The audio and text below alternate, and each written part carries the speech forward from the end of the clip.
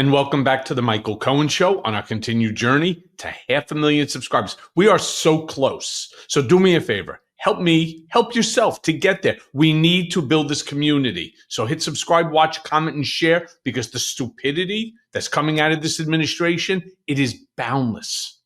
Let me be clear about something. MAGA, they don't know when to stop. Last week, of course, it was Epstein. It was the Epstein cover-up. This week, it's obviously blaming the left, the radical left, for the death of Charlie Kirk. Now, a major point of contention is hate speech versus free speech. Attorney General Pam Bondi, well, she took some real heavy heat when she said that she will target anyone spewing hate speech. Play the clip. There's free speech and then there's hate speech.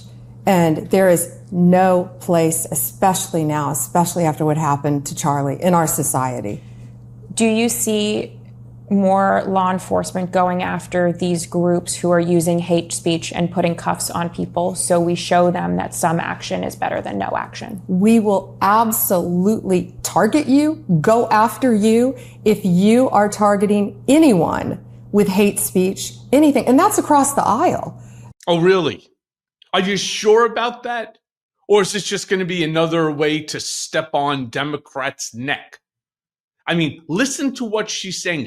Who is going to be the one that's going to ultimately make that determination of what constitutes hate speech that Attorney General Pam Bondi is going to go after versus free speech? Because I assure you, as I sit here today, that all the hate speech is going to come from one side only. After getting backlash over these comments, she then posted this on X just this morning. Let me show you what she says. In it, she writes, "Hate speech that crosses the line into threats of violence is not protected by the First Amendment." Okay. It's a crime. For far too long, we've watched the radical left normalize threats, call for assassinations, and cheer on political violence. That era is over. She goes on and cites, under 18 U.S.C. Section 875C, it is a federal crime to transmit any communication containing any threat to kidnap any person or any threat to injure the person of another. Likewise, 18 U.S.C. Section 876 and 18 U.S.C. Section 115 make it a felony to threaten public officials, members of Congress, or their families. You cannot call for someone's murder. You cannot swat a member of Congress. You cannot dox a conservative family and think it will be brushed off as free speech. These acts are punishable crimes, and every single threat will be met with the full force of the law. Free speech protects ideas, debate, even dissent, but it does not and will never protect violence. It is clear this violent rhetoric is designed to silence others from voicing conservative ideals. We will never be silenced, not for our families, not for our freedoms, and never for Charlie.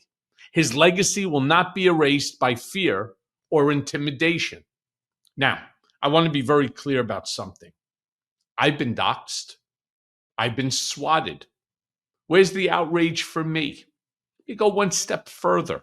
My parents, my 90-year-old father and my 82-year-old mother were not only doxxed, but they were truly swatted. See, I live in the city, so for me, just the police showed up in force.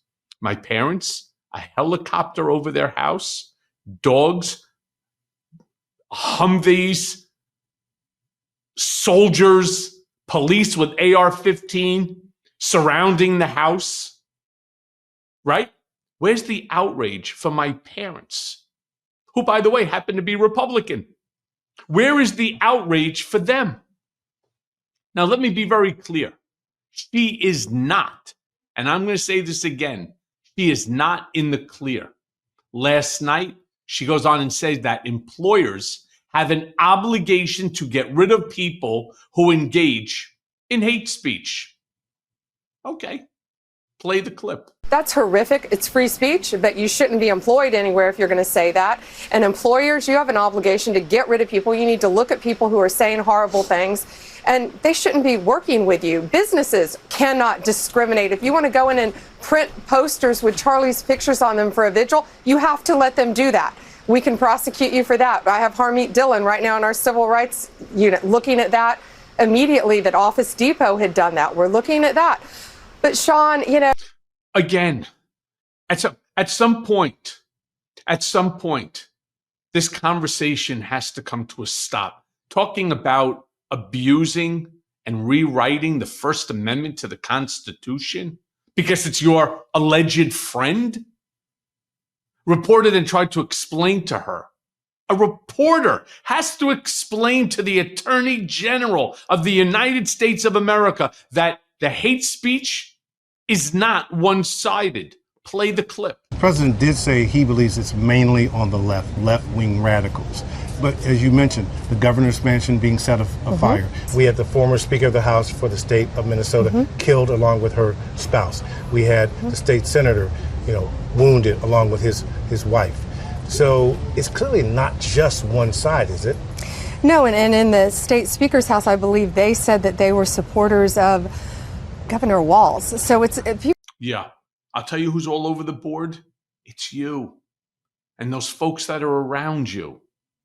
With the mention of, for example, of Melissa Hortman, I want to show you a clip of Trump literally last night where he didn't even know. He didn't remember who Melissa Hortman even was. At least that's what he said. Play the clip. Do you think it would have been fitting to lower the flags to have staff when Melissa Hortman, the Minnesota House Speaker, was gunned down by an assassin as well? I'm not familiar. The Minnesota House Speaker, a Democrat, who was assassinated this summer. Well, if the governor had asked me to do that, I would have done that. But the governor of Minnesota didn't ask me. I didn't. I wouldn't have thought of that, but I would have if somebody had asked me. People make requests for the lowering of flag, and oftentimes you have to say no because it would be a lot of lowering. The flag would never be up. Had the governor of Minnesota asked me to do that, I would have done that gladly. And given the killing of... What about the shooting of all of those children at the school, at the church? What about lowering it for them? Sure, as long as every day we're going to have these mass shootings, maybe we shouldn't fly the flag to the top mast. And I want to once again show you something I showed the other day. I want to show you a clip of Trump refusing to call Tim Walz after Hortman's assassination. Play that clip. Have you called the governor yet or been able to speak to any of them? I don't really call him. Look, he appointed this guy to the position. I think the governor of Minnesota is so whacked out. I'm not calling him. He's a mess. So, I could be nice and call him, but why waste time? Why waste time? Well, because they were two legislators. She was a legislator and her husband. And now the children are orphans. I want to show you some of the hate speech that's coming out of MAGA. Something that they're not going to show you, of course, because it's only coming from the left, the radical left. Beginning with Representative Michael Rulli, who said that Democrats killed Charlie and tried to kill Trump. Play the clip. You feel this is going to bring us together? Because it's uncertain when you look at some of this reaction from some of these deep liberals. Well, Anna and I have been talking, and I'm going to put focus on the opposition, the Democratic Party. You can't use this rhetoric about us all day long where you call us Nazis, you call us monsters, you call us all these different words that are just horrific, and they drive people to insanity. There is not one person in the Republican Party that is in Congress right now that hasn't had a death threat. I've had a dozen this year. Your rhetoric needs to be toned down. You need to lower the temperature. When Joe Biden was in office, we listened, we watched, and we spoke, but we spoke fluently, and we didn't speak with this hate, and we didn't speak with these words that were drawing people to take action against us. You tried to kill our president twice. You actually killed Charlie. Enough is enough. Stop the shenanigans and lower this rhetoric to a normal place where we could all exist together. Yeah, it's just unbelievable how, they've politicized and weaponized politics. I mean, it's incredible. Let me show you, for example, where the problem comes in. He's making up bullshit. Let's just acknowledge that what he's saying is a lie, and it's being regurgitated and refiltered and reprocessed by Maria Bartiromo, someone who's supposed to be a respected journalist. Then again, she's on Fox News. By the way, as a little side note, you know who actually called Trump America's Hitler? I'll tell it to you again. J.D. Vance. Oh, you know who else? RFK Jr. They're not part of the radical left, I can assure you that. Then dear old Stephen Miller jumps onto the Charlie Kirk show last night, which by coincidence, our vice president, J.D. Vance, was acting as the host. Miller said that he will channel all of his anger. He's really something else. I'm going to channel all of my anger towards Democrats. Screaming. Play the clip. What emotions I'm feeling right now, this is something people say. I mean, you kind of know the answer. There's incredible sadness, but there's incredible anger. And the thing about anger is that unfocused anger or blind rage is not a productive emotion. Right. But focused anger, righteous anger, directed for a just cause is one of the most important agents of change in human history. Charlie showed that. Amen. And we are going to channel all of the anger that we have over the organized campaign that led to this assassination to uproot and dismantle these terrorist networks. So let me explain a little bit what that means. So, you got 30 seconds, so be quick, Stephen. The organized doxing campaigns, the organized riots, the organized street violence, the organized campaigns of dehumanization, vilification, posting people's addresses, combining that with messaging that's designed to trigger, incite violence, and the actual organized cells that carry out and facilitate the violence, it is a vast domestic terror movement. And with God as my witness, we are going to use every resource we have at the Department of Justice, Homeland Security, and throughout this government to identify, disrupt, dismantle, and destroy these networks and make America safe again for the American people. It will happen, and we will do it in Charlie's name. Thank you, Stephen. Don't go away. I'll be joined by a guest of Friends just in a few seconds. The fact that the Vice President of the United States is acting as a podcaster in and of itself is weird. Not as weird as Stephen Miller, but it's fucking weird as far as I'm concerned. Meanwhile, Jesse Waters, he goes on and says that the people do not deserve to spew hate speech and not to have a penalty. I mean, it's rich coming from him, right? Play the clip. You don't deserve to be able to say that and then have no penalty. There will be costs. There'll be social costs, financial costs. We will shame, excommunicate them, banish them. And that is a promise. And until then, game on. Wow. We're all so intimidated, Jesse. Ooh, you're scaring all of us. Why don't you look in the mirror and turn around and add your name to that list as well? But here's the best. Finally, Jesse also, ironically, said that it is time to turn the political temperature down. Sure. Play the clip. These people are incapable of turning the temperature down.